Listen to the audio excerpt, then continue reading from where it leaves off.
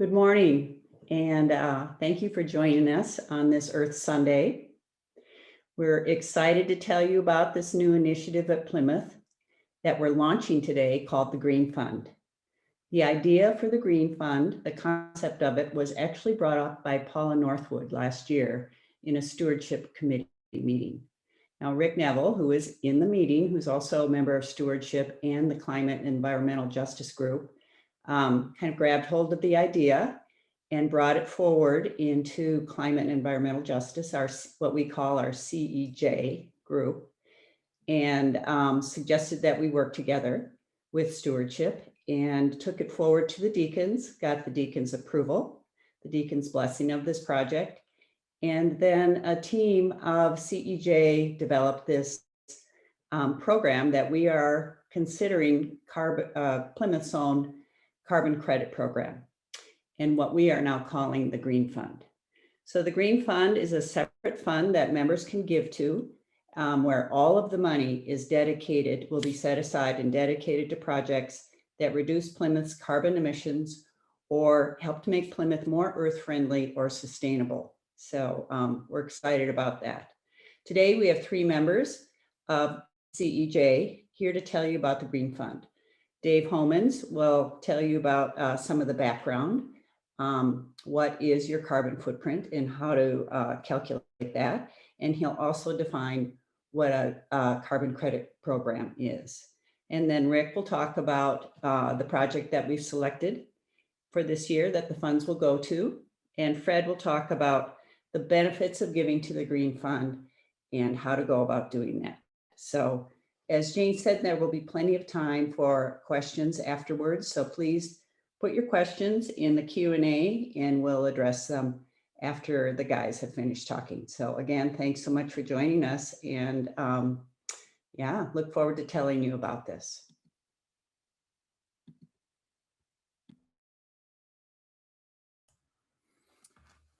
Good morning. My name is Dave Homans, and I'll be setting the background a little bit for the Green Fund. Could we have our slide set, please? The good news is here in Hennepin County, we don't have to spend a lot of time convincing people that climate is a problem. These are data collected by the Yale Climate Opinion Poll.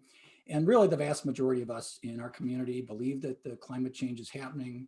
It's caused by humans. They're worried about it. They believe it will affect future generations and particularly harm people in developing countries. Although interestingly, the majority of us don't really believe it will personally harm us. This does raise a little bit the issue, and Plymouth is a congregation very much concerned about justice issues. And the facts are that the climate does not affect all persons in the world equally. Estimates are that by the year 2050, some 150 million people will have to move where they live because they are living on land that will be below high tide mark. In the left-hand panel here is a map of southern Vietnam, and virtually the entire southern third of the country of Vietnam will be underwater by the year 2050 if things go as they are trending. And that, by the way, is the breadbasket of Vietnam. That's where the vast majority of food is grown in Vietnam. Vietnam is not alone. Many other low-lying countries will be affected by rising sea levels. Africa is undergoing severe desertification. And time is really of the essence. We have to limit climate warming to less than 2 degrees Celsius to prevent this kind of catastrophe. And we have as little as 10 years to fix this, which is why you notice in Biden's work this last week, he's really setting goals for 2030, not 2050. So this is terrible. And this is a major injustice worldwide. So what can we do about this? First of all, President Biden, although he's really taking this on, he can't do it by himself. So all of us can advocate for systems changes, policy, market forces, legislation, and cultural change. We can reduce our own carbon footprints because we all contribute to the carbon being released into the atmosphere by our own consumption patterns. And we're here to tell you about another thing we can do, which is buy a carbon offset. And we'll tell you more about the Plymouth Green Fund as a way to do that. So what is your carbon footprint? The carbon footprint is the total amount of greenhouse gas that are generated by your actions each year. That includes both carbon dioxide and what they call carbon equivalent gases such as methane. And the key components of our CO2 footprints are demographics, basically how much we make, where we live. Unfortunately, those of us in Minnesota need to heat our homes, and that requires a fair amount of energy. How many people live with us? Travel, particularly cars and air travel. Home, our electricity, heating, natural gas. Food, particularly meat. And remember that cows produce a lot of methane. And methane is a greenhouse gas, which is actually 85 times more potent than CO2. So beef counts. And shopping, and just be aware that both steel and concrete emit a whole lot of carbon dioxide. So what's our carbon footprint? It's in the United States, I want you to remember 3 numbers here. Our average per capita carbon footprint in the United States is 16 tons of CO2 or CO2 equivalents emitted per person per year. Globally, the average is about 4 tons. And remember, the global average includes both the United States and developed countries as well as developing countries. The big lift here is that to avoid a 2-degree centigrade rise in global temperatures, we have to reduce the average global CO2 footprint to 2 tons per person per year by the year 2050. Again, just to think about the injustice here, we learned on the first slide that most of us in Minnesota don't really think climate warming is going to affect us personally. It won't harm us personally, but we do acknowledge that it's very much likely to affect people in developing countries. And yet look at who's contributing to the problem. Our CO2 emissions per capita are about 16 tons, whereas the same people that will be most affected by this are contributing only 2.5 tons per person. They're already at the world's goal by 2050, whereas we have a lot of work to do to eradicate this injustice. So what is a carbon offset program? A carbon offset program is a reduction in emissions and greenhouse gases made somewhere else in order to compensate for our own emissions. So if we're going to have that extra cheeseburger, what are we going to do to compensate for that by decreasing CO2 emissions somewhere else? And that's where the Plymouth Green Fund comes in.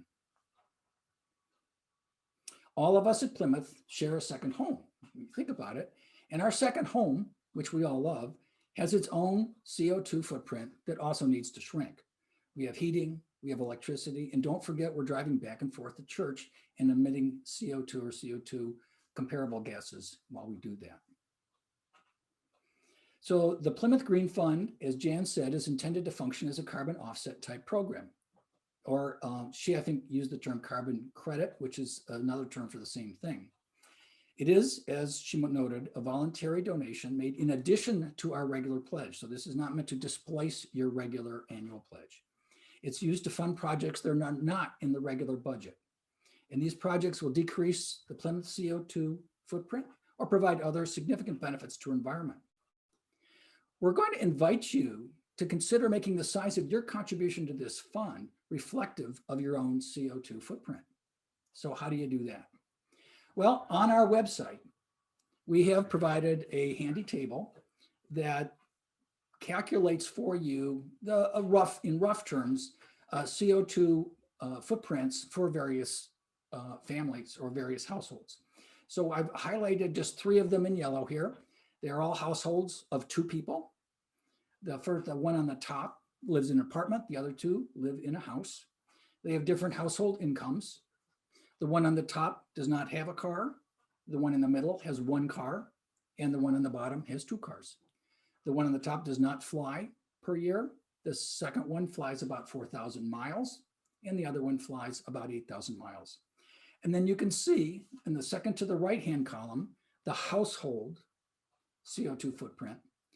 And if you were to donate $8 to $15 per ton of CO2 in the far right-hand column, that might be a contribution to consider making to the Green Fund. Again, I gave you household CO2. So if you break that down per capita, you'll see that even the most environmental household is still pretty close to the national average of 16 tons per person per year. And would still have a long way to go to get down to what our goal was for 2050. So even that really high performing for us household could make a nice contribution to the Green Fund. Also be aware that if you really look at the total cost of carbon, it's probably substantially greater than even $15 per ton. So this is not a complete offset, it's a partial offset. So number 3, after you've figured out what your CO2 footprint is and you've decided on your donation amount, you have to make your donation. And so just don't forget that last step. And finally, if you'd actually like to learn more about your own carbon footprint, there are a number of really good websites where you can actually go into all the nitty-gritty details, calculate your own footprint more precisely, and also learn specific things you can do to decrease that footprint. So finally, remembering that buying a carbon offset is not the same as buying an indulgence. This is not about making us feel better so that we can go on emitting CO2 at an unsustainable rate. It's a both and kind of process here. We want to both reduce our own personal CO2 footprint and we want to contribute to the Green Fund. Thank you very much. Rick, I believe you have the floor.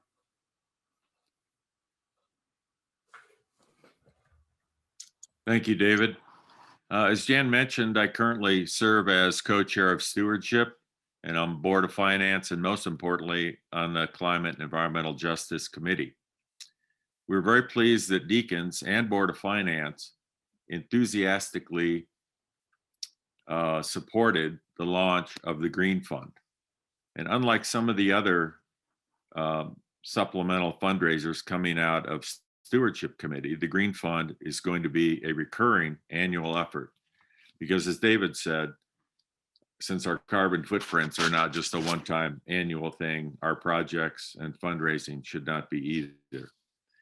We're proud of our project selection process. It's a collaboration of 3 Plymouth committees: Stewardship, Buildings and Grounds, and Climate and Environmental Justice. And as you can see on the slide, we also have 3 primary criteria: significant carbon reduction for our projects on our campus or in the community. Maybe most importantly, it'd be budget relieving for Plymouth. It saves money on our energy expense. And third, if we're able to achieve with the contractor or the projects, provide job training and skills to underserved populations. Next slide, please. As many of you know, and most of you may have even contributed to our on-site Plymouth solar array on top of the education wing. Certainly that project or another project for more solar panels on site was considered by the committee.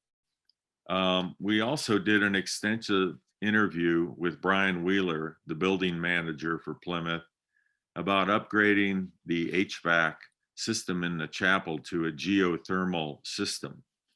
Would have been very energy efficient, but it was just beyond the size, scope, and timing for our first project. Next slide, please. The task force has decided that it would be best to spend your hard-earned charitable dollars to enter into a new community solar garden subscription with Cooperative Energy Futures. In August of 2019, Plymouth entered into a subscription with Cooperative Energy Futures for their solar garden that you see here in this slide on top of parking ramp A near the Twins target field. Cooperative Energy Futures is a known entity to Plymouth. We're a member of its co-op. It's been previously vetted by Board of Finance, and we've reviewed their subscription agreements. But perhaps most importantly, Cooperative Energy Futures shares the values of Plymouth. So Alex, if you could play the video for us, that explains who our partner for this project is going to be.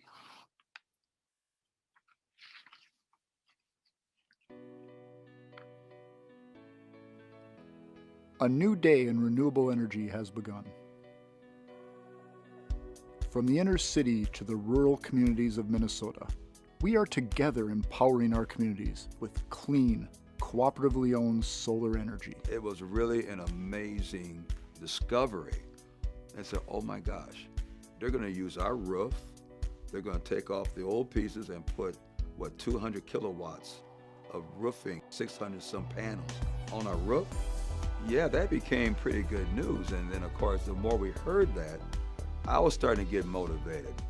Yes, let's do this. When Cooperative Energies came to our table and we discussed, it was kind of like a good feeling. Yeah, let's help our community. Let's provide better energy, which is free from the sun. And let's see what we can do, that we can offset some of the costs that the utility companies are charging these people. We are working with local leaders, creating living wage, clean energy jobs. I've worked really close with individuals, board members from CEF on several projects, and I actually helped with some camps and everything. One of the big things that we do at Just Be Solar is we take the kids on several field trips and actually take them to one of the actual community solar gardens and see how that actually all comes together and comes about, and explains how it actually works and how it has the trickle down effect and everything, and then the employment from the sales position to the electrical engineer to the actual installers. So it's several opportunities in solar. We are growing our membership and building a just transition that creates social and financial empowerment through a shared ownership model. The cooperative model is really exciting because it allows each member gets a vote. You can run for the board, you can drive or shape what the co-op takes on next. So it's really a way of bringing back democracy into basic resources, so you have more of a say of where you're getting your basic needs from. It's innovative, it's groundbreaking, and especially with the pay-as-you-go model, there isn't a whole lot of risk involved. So try it out, take this leap forward and change a narrative that we've been living in for so long. Cooperative Energy Futures makes me part of the decision-making process. Where do we see ourselves? Where are we? So that's the impact it has on me and my community. It's very important, with all the power that's being used and the pollution that's going up, it cleans up the air. And we're, on both sides of it. We got the array on our property, and we're going to get the benefit from it by being a member of the co-op. The work of Cooperative Energy Futures really speaks to myself and the community I work for, because they're great partners that care deeply about the community and the environment. Two aspects that Edina really holds to their heart. Another thing is working on a way that everyone has access to it, which is a real challenging topic to get at these days. Join us. Together, we're creating jobs and providing clean, accessible, renewable energy options while sharing the economic benefits through a cooperative ownership model we can replicate across the country. Join us. Cooperative Energy Futures. Clean, local, ours.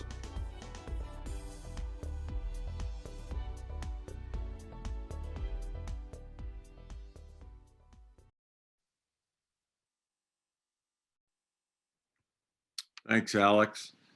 And as you saw from the video, they've not only been vetted by Plymouth, but they've been vetted by Pax Christi, Catholic Community in Eden Prairie, Shiloh Temple, the church in North Minneapolis, City of Edina, and the City of Eden Prairie. So if you could show the next slide, Alex. So Cooperative Energy Futures, they're local. They've been vetted by Plymouth in 2019. They're growing. They currently have 8 operating solar gardens, all in Minnesota, and they have 7 projects currently in development. And perhaps most importantly, they have the shared values of Plymouth. So we'll be in one of their upcoming community solar gardens to come online early in 2022. And finally, in summary, we believe we found the right partner. We've found the right project that meets our criteria. and achieves the most carbon reduction for your dollars contributed. So thanks for considering your donation to the Plymouth Green Fund. Thank you.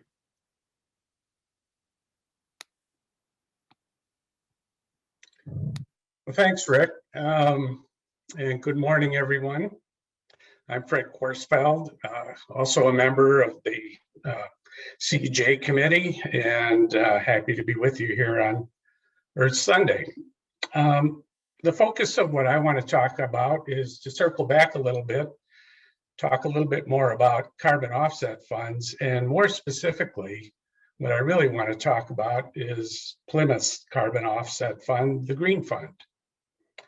After what you've heard from David and Rick, I hope you're convinced that doing something to offset your carbon footprint is a good thing to do. And while there are things that we can do individually, without systemic changes in the way society functions, such as an electric grid powered completely by renewable energy, a food system that generates fewer greenhouse gases, an all-electric transportation system, and so on, it's pretty much impossible for a single person to completely go carbon-free. That's where voluntary carbon offset programs like the Green Fund come in. Their role is to create a way for an individual to pay someone else to reduce emissions, to cover emissions they can't reduce themselves. That's kind of a mouthful, so let me rephrase it. The Green Fund creates a way for you to pay someone else, in this case, Plymouth Church, to reduce emissions that you can't reduce yourself. So these funds are going to play a very valuable role in the future until we can get to that more perfect world where we don't have to worry about carbon emissions anymore. So if you want to contribute to one of these funds, you first have to determine what your carbon footprint is and what an appropriate donation would be. The process, the grid that he was using appeared in the Flame article that just came out about the Green Fund. And there are plenty of other resources that you can find on the web if you want to pursue something beyond our table. But once you have made the determination that making a contribution to one of these funds is the way to go, if you've ever looked into this up until this point, you know that there's a lot of options out there in terms of other carbon offset programs. But what I want to focus on next is why Plymouth Church's Green Fund is the most attractive option you should choose to participate in. So let's start with some practical considerations.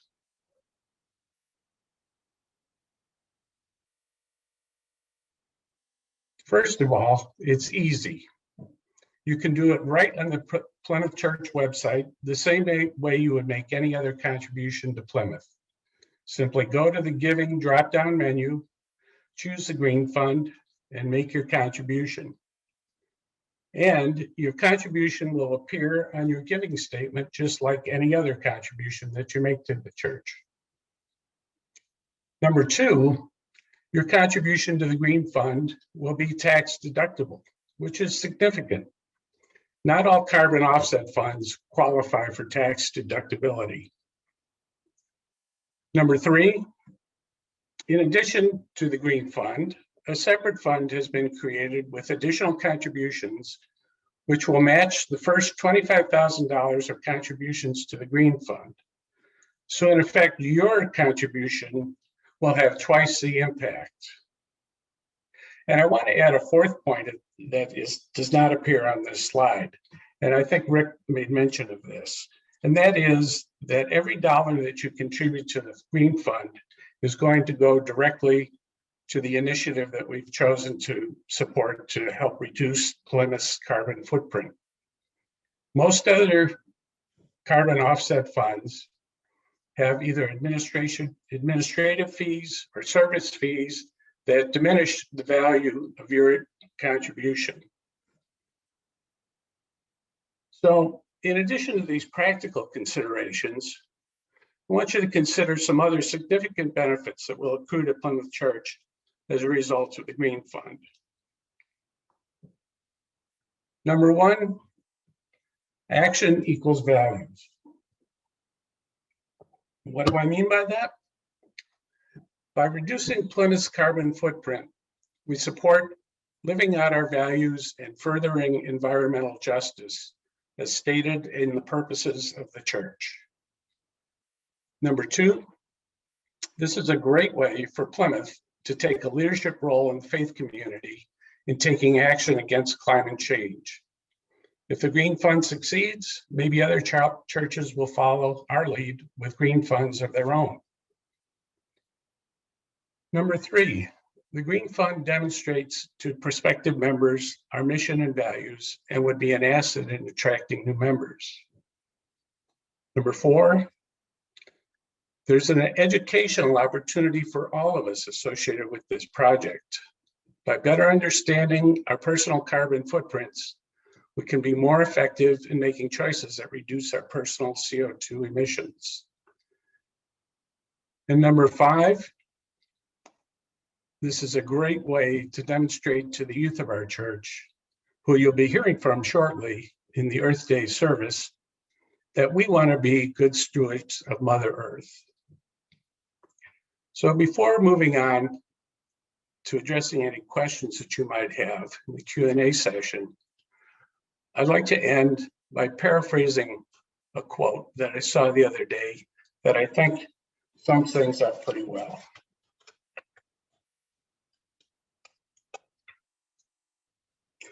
And it's that a good way to think about contributing to the Green Fund is that you're not canceling out emissions, you're buying a stake in a more livable world.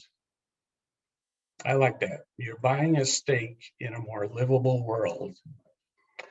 And now I'd like to hand things back to Jan so that we can address any questions that you might have.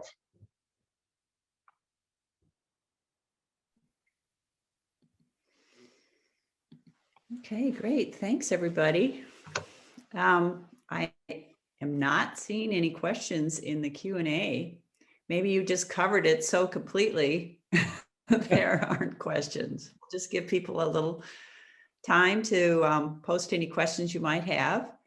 And we're here to address them.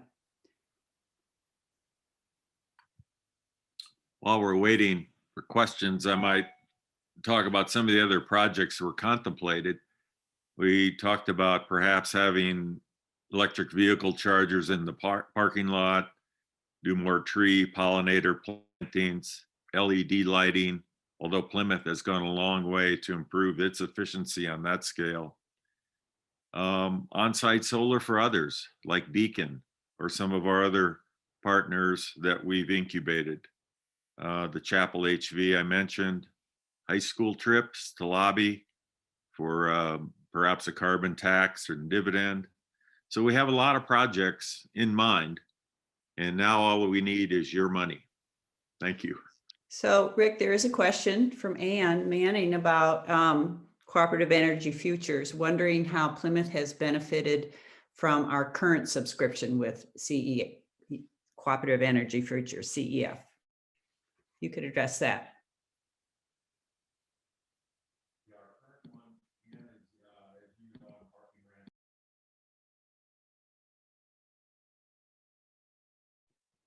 Our current one, Ann, is, as you know, on Parking Ramp A by the Target Center. They have 6 projects in development, and we don't know which one we're going to be in yet, but I've been assured that we're at the top of the list as a commercial entity, which is different than residential. But so we're Timothy Denherter Thomas, the CEO of Cooperative Energy Futures, is assuring me should be the first quarter of 2020.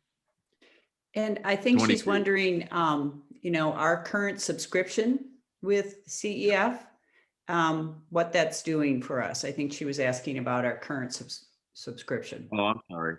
Yeah, it's going really well as advertised. we had a credit in its first year of operation of about $6,400, right on our Xcel Energy bill. So it's producing as advertised. CEF's doing everything they said they would do. We're anxious to get into a second project.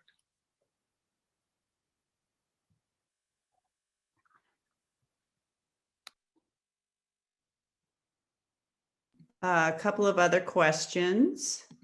One person is wondering if the contribution can be spread out over the course of the year. So maybe Fred, you could address the giving. Sure. Like I said, I think the best way to think about these contributions is just along the same lines as any contribution that you would make to the church. It can be made at any time during the year. It can be done on a monthly basis or quarterly basis, whatever works best in terms of your own budgetary considerations. It's easy to do because those options, I believe, are all kind of provided for in the online giving site, the website that the church has. So yeah, any type of payment plan like that is going to work just fine.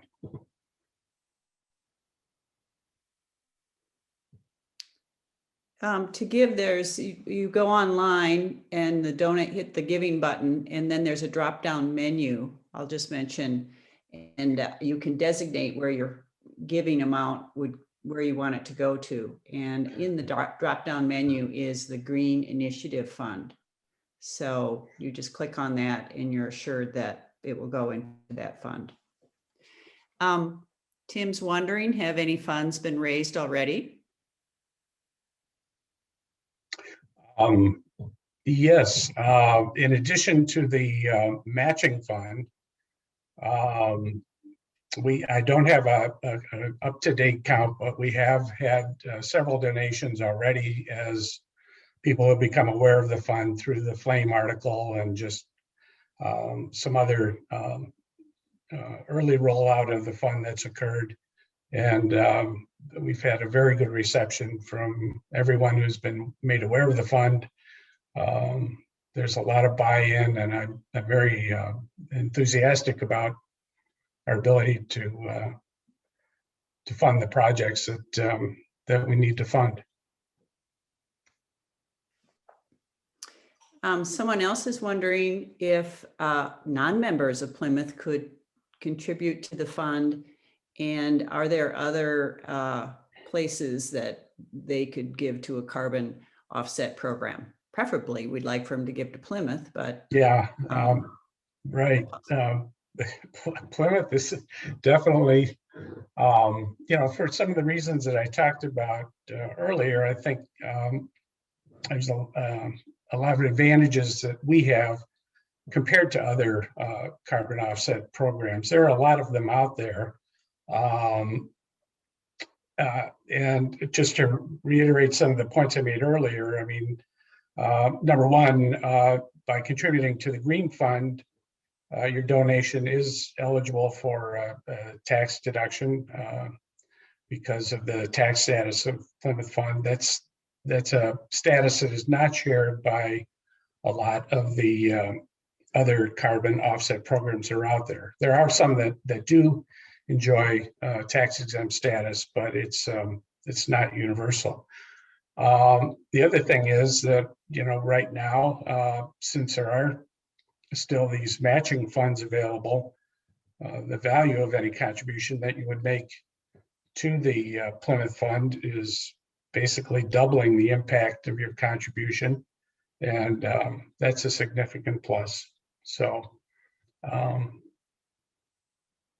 yeah, it's I think that it's a vehicle that we're going to be hearing a lot more about in the future, because it is a way to bridge this gap that we have between where we're at now in terms of our carbon emissions and where we need to get to. And particularly for individuals, this is a great way to contribute to reducing the amount of carbon emissions that we have right now. Okay, thanks, Fred. Someone else is wondering what the origin of the CEF, which is Cooperative Energy Futures, what the origin of that group is. He assumes it's an organization. So Rick, would you address that, please? Sure.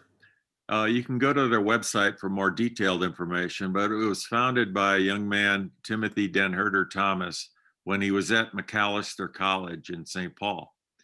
And he's a fascinating guy. He presented to the deacons when we did our first subscription. So yeah, I would just, they're a cooperative, structured as a cooperative, their financial structure. We've looked at their banking and financial statements as a subscriber.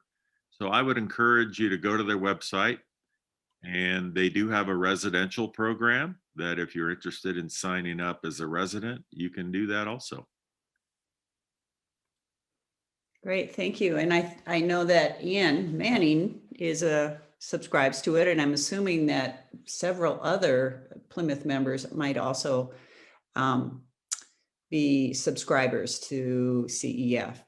So Jim Lenfesti wanted just a little further explanation as to why our green fund is better than some of the other carbon offset programs, which might do for preserving forest lands. I think, Fred, you covered some of that pretty well in terms of this being very local and impacting our church and tax credits and all of that. So nice job there.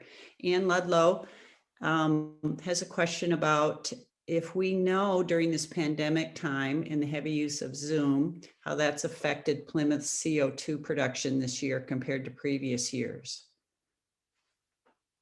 Rick, I don't know if you might have an idea about that. Yeah, our electric utility bill is down probably a little over 10%, mostly from reduced air conditioning and lighting.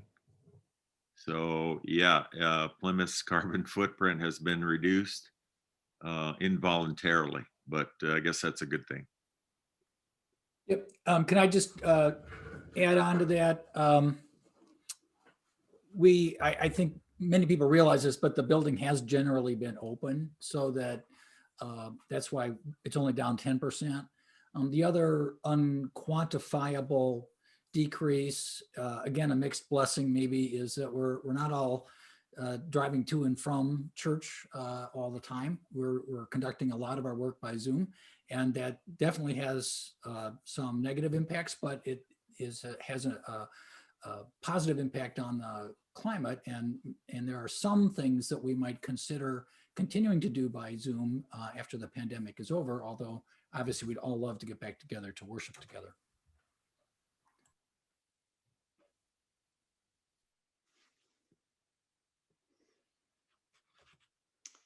Okay, any other questions that people might have? Thank you. So if I don't see any other questions, okay, so Ann Manning has raised her hand. So let's see, Alex, can you unmute her to allow her to speak? Hi. I was trying to type it in, but it took too long, so I thought I'll just speak it. I did buy into this maybe a year and a half ago when Ramp A was just getting up. And once that kind of really got going, it started in the late fall. So in the winter, there wasn't as much sun. And then last year there was a full summer of sun. This year I have not paid an electric bill at all and received a $436 check about 2 weeks ago for over contributing to the solar project.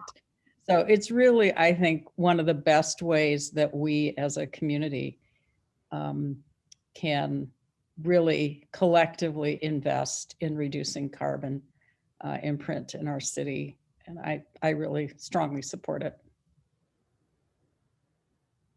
That's great. Thanks, Ann. Boy, that's, like immediate gratification. And I mean, immediate tangible results there. So It is. Some super. neighbors invested as well.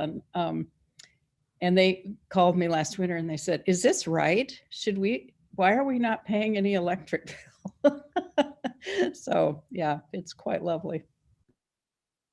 I would add to that, Ann, that Deacons seemed to be most impressed with their very high level of hiring goals for minorities and underserved populations, that they made their contractors impose these goals and training to provide permanent jobs for underskilled or underserved populations. So that's a real benefit that sometimes gets overlooked when we're just talking about carbon.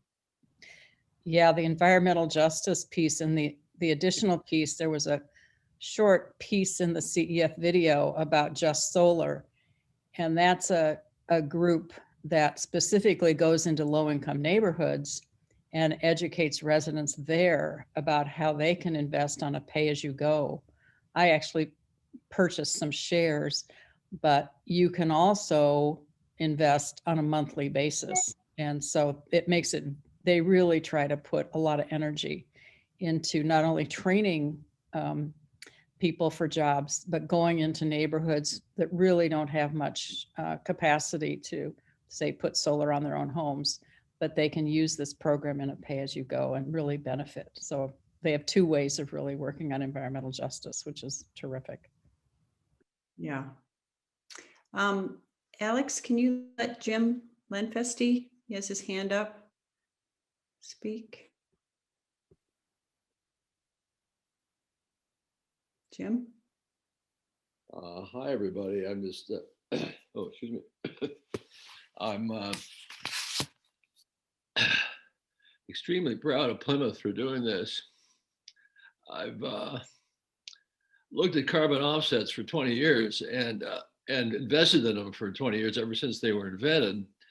But I began to wonder really how well they worked. And I looked in the details of all the ones that I looked at, including Nature Conservancy, which is, of course, a superb organization. But you realize they're investing often in protecting land and forests that are really, as we look around the world with the fires and what have you, a great deal of this is out of their control in spite of the amazing efforts they do. What I love about this program is we know it's going to reduce carbon emissions. And then that extraordinary environmental justice turn, which I didn't see coming. And I give great credit to not only the Cooperative Energy Futures, but Julia Nurbin, who was in one of the pictures, who is the executive director of Interfaith Power and Light. And she insisted this kind of thing spread out that way. And it's a marvelous thing to see how effective that is so far. So I'll add one more detail about my own house. I'm an investor too in Cooperative Energy Futures. And because I have a semi-electric car, I still use a lot of electricity. So I offset it with my current subscription with WindSource. But the confidence it gives me, I mean, I live in a way too big house, and then, and this is a problem with all of us, and there's nothing I can do about it until we sell out of this place. So what can I do? And the other, of course, is children who live all over the United States. And if you don't see your grandchildren, it's the only way is to fly. So need offsets. But I'm going to put in an electric water heater, and I already have a heat pump, an electric water heater, and that's cost more than the gas water heater. But guess what? It's offset by the solar and wind source that I have. So this is a superb program. I think we really should take this model to everybody because, and thank you, Rick and David and the rest of you, Jan and all of you who have made such a superb presentation. This is something that everybody can use. It's just thrilling. And so congratulations. I invested this morning, by the way, so you wouldn't see it yet. Take care. Thanks, Jim. Hi, Jan. I'm wondering if we should wrap it up now. Do you have any other questions? Maybe one more? It doesn't look like there are any more questions. And if people do have questions, you can certainly send them to, let's see, cef.plymouth@plymouth.org. Is that right, Tim? Our website, or we have an email to reach out to the Climate and Environmental Justice Group. So go ahead, Ben. Oh, okay. Well, as John Humphreys would say, let's have a round of applause for this wonderful presentation. You were just all marvelous, and thank you so much. It's just been great. Next week, our forum will feature the Ethics Bowl, and specifically the High School Ethics Bowl. Ethics bowls encourage good citizenship among high school students. Catherine St. Croix is an assistant professor at the University of Minnesota and also manages the high school bowl here in Minnesota. So she and the Roosevelt Group High School Ethics Bowl team will be joining us. And I think it will be quite a lively conversation, information. So I hope you can all join us next week, May 2nd at 9:30. Thanks you all for being with us this morning, and we'll hope to see you next week. And thanks again, Jan, and your committee.